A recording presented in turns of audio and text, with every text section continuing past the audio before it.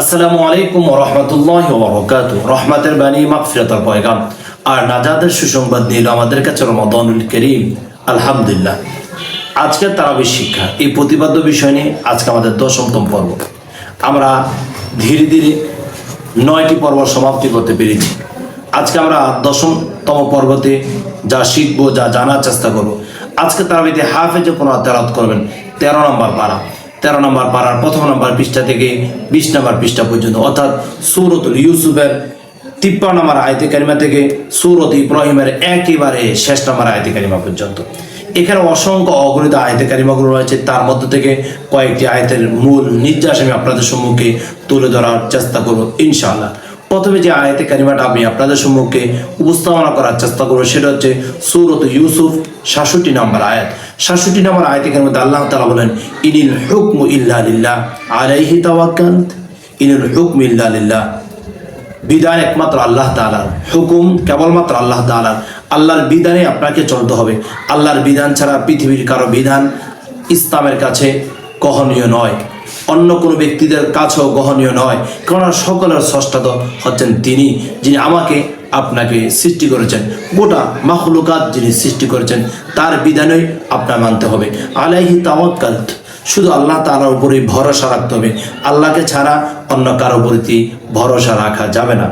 তারপর 2 নম্বর যে সূরা আজকে হাফেজে কোরআন তেলাওয়াত করবেন সেটা হচ্ছে সূরাতুর রদ। সূরাতুর রদের 11 নম্বর আয়াতে বড় চমৎকার কথা আল্লাহ তাআলা বলেন। আল্লাহ তাআলা বলেন, ইন্নাল্লাহা লা ইউগাইরু মা বিকওমিন হাত্তা ইউগাইরু মা বিআনফুসিহিম। আল্লাহ তাআলা মানুষের ভাগ্যের চাকা পরিবর্তন করেন না যতক্ষণ না পর্যন্ত নিজেরা সংগ্রাম না করেন, প্রচেষ্টা না করেন, কোনো কাজে অগ্রসীল না হন।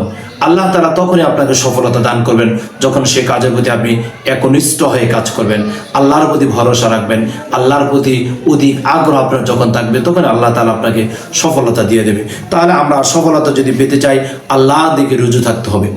তারপর আজকে হাফেজে কোরআন আরেকটি গুরুত্বপূর্ণ সূরা তেলাওয়াত করবেন, সূরাত ইব্রাহিম। সূরাত ইব্রাহিমের শুরুতে আল্লাহ তাআলা বলেন, আলিফ লাম রা কিতাবুন আনসালনাহু ইলাইক লিতুখরিজান নাস মিনাল যুলুমাতি ইলান নূর। বড় চমৎকার একটি আয়াত, বড় স্বাদের একটি আয়াত, ভিতরে তৃপ্তি জাগ্রত হওয়ার একটি আয়াত। এই আয়াতে আল্লাহ তাআলা বলেন আলিফ লাম রা, এগুলোকে বলা হয় হুরফে মুকাত্তাআত। গোটা আল কুরআনুল কারীমের মধ্যে এরকম হুরফে মুকাত্তাআত রয়েছে 29টি। এই হুরফে মুকাত্তাআত সম্পর্কে একটি মেসেজ আমি আপনাদেরকে জানাতে চাই। রাইসুল মুফাসসিরিন হযরত আব্দুল্লাহ ইবনে আব্বাস রাদিয়াল্লাহু তাআলা আনহু বলেন, আল্লাহু আ'লামু বিমুরাদিহিম। এগুলো অর্থ কেবলমাত্র আল্লাহ তাআলাই ভালো জানেন। আল্লাহ তাআলা কি বলেন, আলিফ লাম রা কিতাবুন আনসালনাহু ইলাইক লিতুখরিজান নাস মিনাল যুলুমাতি ইলান নূর।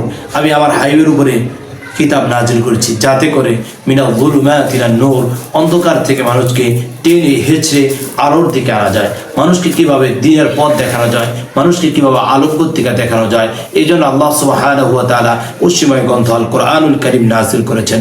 আল্লাহ তাআলা কোরআনুল কারীম এজন্যই নাজিল করেছেন যাতে করে অন্ধকারচ্ছন্ন সমাজ, অন্ধকারচ্ছন্ন রাষ্ট্র থেকে মানুষকে আলোর দিকে নেওয়া যায়।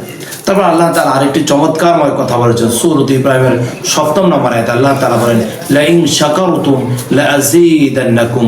আমার কোনো গোলাম যদি আমার প্রশংসা করে, আমার নিয়ামত রাজির শুকরিয়া আদায় করে, লা আযীদান্নাকুম, আমি আল্লাহ তাআলা তার নিয়ামতকে বৃদ্ধি করে দিই। সম্মানিত দিনী ভাইরা, অসংখ্য অগণিত আয়াতে কারিমা আজকে তেলাওয়াত করা হবে। তার মধ্যে থেকে কয়েকটি আয়াতের মূল নির্যাস আমি আপনাদের সম্মুখে তুলে ধরার চেষ্টা করছি। আমরা সময়কে দীর্ঘায়িত করতে চাচ্ছি না, সংক্ষিপ্ত সময়ে মূল মেসেজগুলো জানার চেষ্টা করছি। আমরা আল্লাহ তাআলার কাছে ফরিয়াদ করছি প্রতিদিনের তারাবির শিক্ষা থেকে আমরা যাতে করে কিছু একটা শিক্ষা গ্রহণ করতে পারি। আমাদের আগামী পর্ব দেখার আমন্ত্রণ জানিয়ে এবং দ্বীন এবং ইসলামের প্রচারে আপনি এগিয়ে আসার আমন্ত্রণ জানিয়ে এখানে বিদায় নিচ্ছি। আসসালামু আলাইকুম ওয়া রাহমাতুল্লাহি ওয়া বারাকাতুহু।